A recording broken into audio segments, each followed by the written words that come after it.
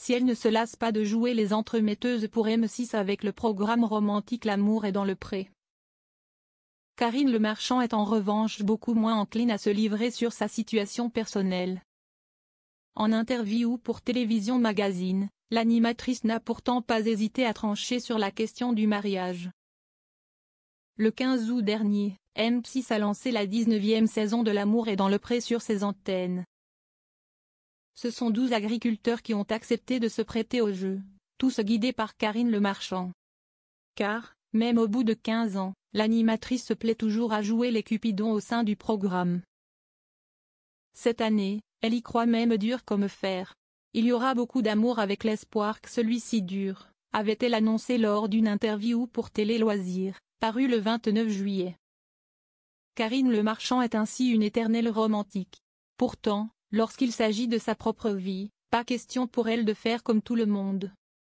Auprès de Télévision Magazine, celle qui présente aussi La France a un incroyable talent sur la 6e chaîne, a d'ailleurs confié être plutôt contre le mariage.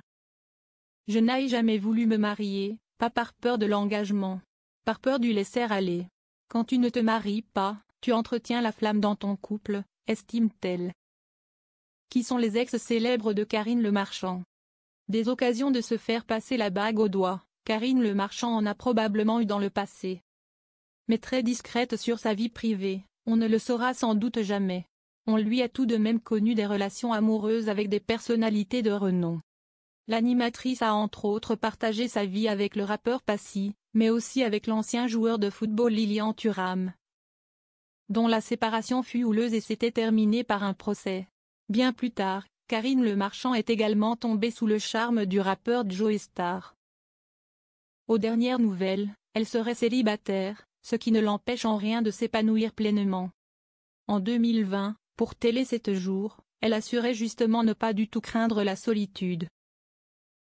Je crois que je vais rester célibataire encore quelques années, prévenait la maman d'Alia. Née en novembre 2002 et fruit de ses amours avec un homme d'origine juive hongroise mais dont on ignore l'identité.